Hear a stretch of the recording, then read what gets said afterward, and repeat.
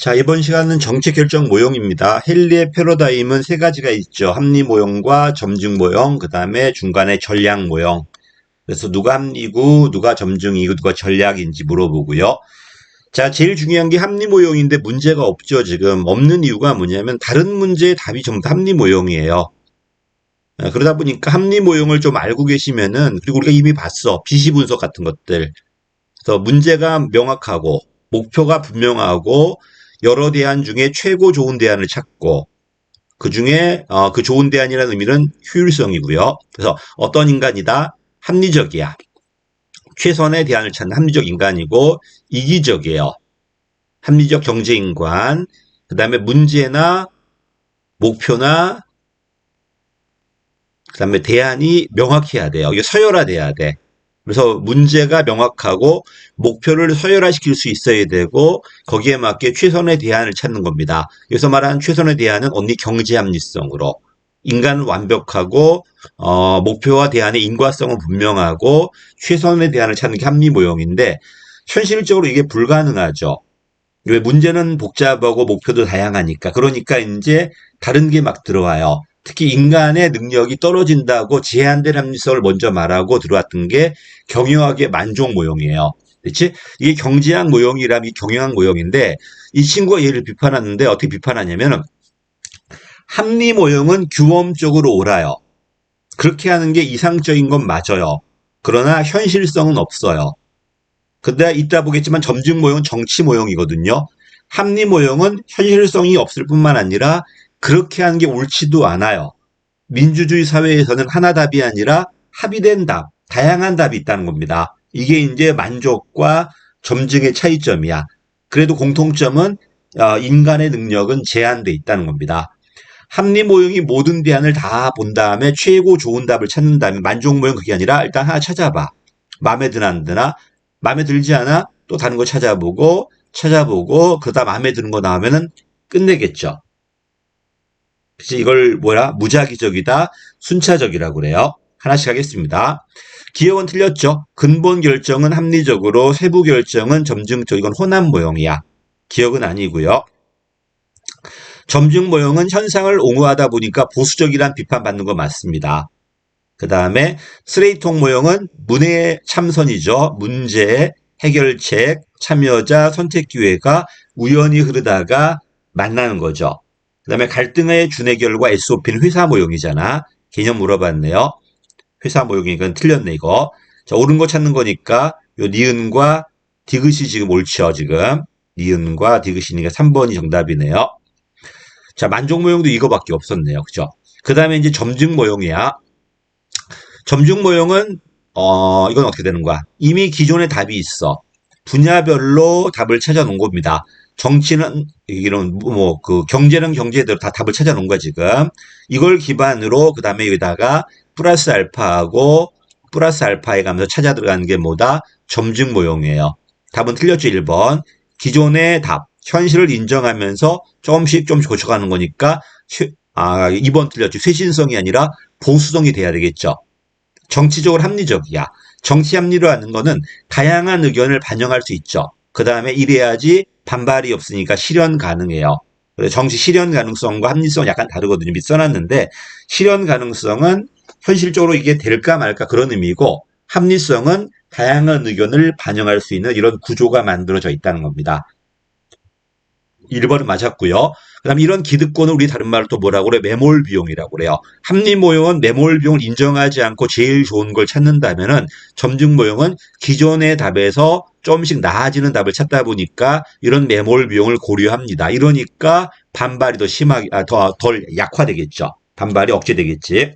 그 다음에 능력이 떨어져 있다는 제한된 합리성은 만족 모형이 말했지만 모든 모형이 다 받아들여요. 합리 모형 빼고는요. 나중에 하다못해 합리 모형조차도 이런 인간의 능력이 떨어진다는 걸 받아들입니다. 그게 바로 조직경제학이잖아. 내려가겠습니다. 답은 그래서 2번입니다. 이걸 합리모형의 특징이에요. 그 다음에 이제 호남 모형이네요. 그럼 합리 모형이 맞습니까? 점증이 맞습니까? 이렇게 말하니까 엣지원이가 뭐라고 그래요? 문제의 성격이 다르지 않냐.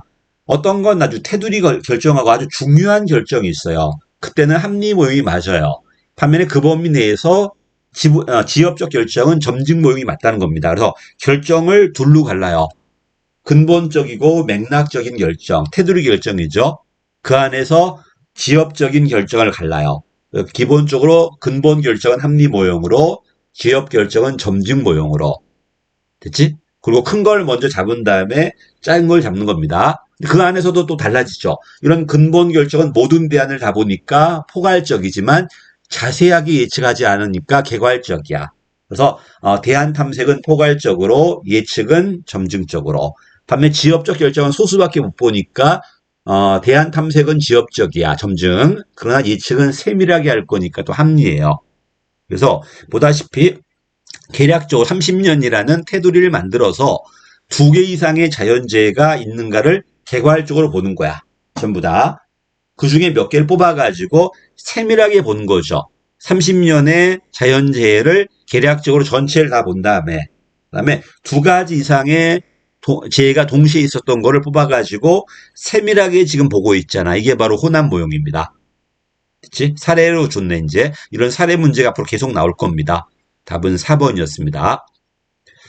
자, 만족모형이 나왔을 때 인간의 능력은 제한돼 있다. 그치? 그 다음에 무작위적이다, 순차적이다, 만족이 나올 때까지만 찾아갈 것이다. 점증모형은 뭐 정치 실현 가능성이니 타협이 이런 말 나올 거고, 최종모형은 초합리성이 나오겠죠. 호남모형은 엣지온이가 말했습니다. 자, 그 다음에 최종모형이네요. 이상하게 9급에서는 한 문제씩밖에 안 나왔어, 전부 다. 최종 모형. 점증 모형은 보다시피 기존 정책을 약간 수정했어. 최고 좋은 답을 찾는 게 아니라 저번보다 나아지면 돼요.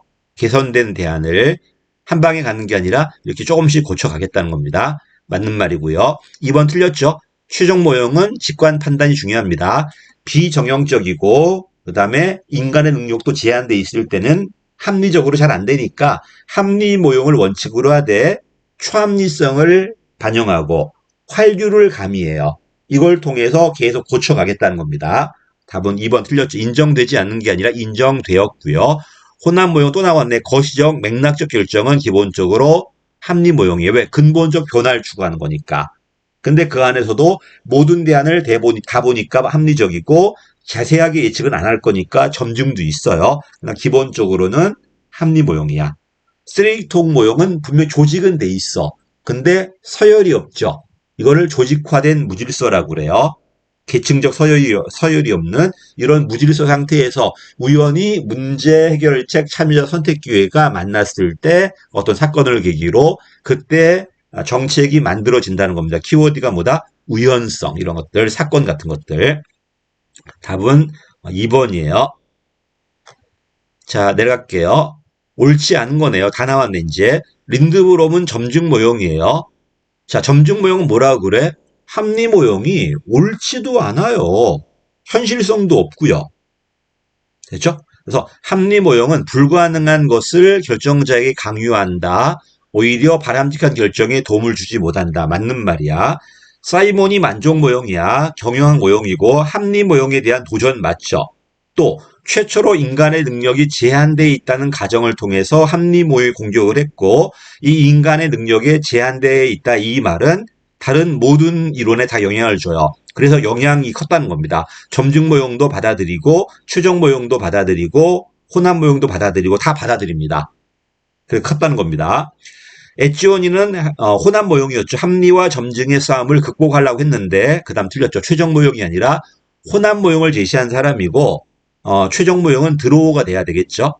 드로우 돼야 되고 그 다음에 사이버네틱스 모형이 학자가 중요한 게 아니고요. 사이버네틱스 모형은 관료지에서 어떤 결정이 이루어졌을 때 합리적으로 이루어지는 게 아니라 그냥 기존의 관행이야. 사이버네틱스. 어떤 최고 이상적인 목표가 있는 게 아니라 이 정도면 됐어. 그 상태를 유지하는 거예요. 우리나라 관료제 봐보세요. 환경부는 최고의 환경 상태를 유지하는 게 목적이 아니죠. 어느 정도 바람직한 상태에 있어요. 그 안에 머물고 있는가 있지 않는가만 판단해서 머물고 있지 않다면 글로 돌아가는 게 목적이겠죠. 그치? SOP 같은 것들 이걸 통해서 그러다 보니까 기존의 결정을 좀 단순하게 묘사할 수 있다는 겁니다. 넘어가겠습니다. 사이버네틱스. 답은 그래서 뭐가 틀렸다. 최종 모형은 엣지온이가 아니라 드로우입니다. 학자를 많이 물어봤죠. 자, 내려갈게요. 또 나왔네. 합리와 초합리, 조하다, 최종 모형. 얘는 정치 합리성과 제한된 합리성. 얘는 전략 합리성. 얘는 제한된 합리성이 나와야 되겠네. 심리적 요인이 나와야 되겠죠. 답은 그래서 1번입니다. 자, 여기까지가 이제 뭐가 되는 거야? 이제 개인 모형이 되죠. 정책 결정 모형은 개인 모형이 있고 집단 모형이 있어요.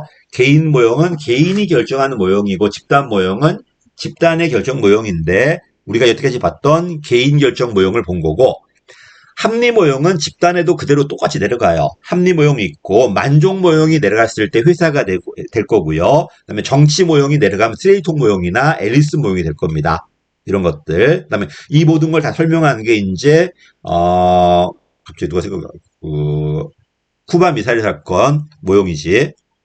학자가 기억이 안 나네. 이때 나올 겁니다.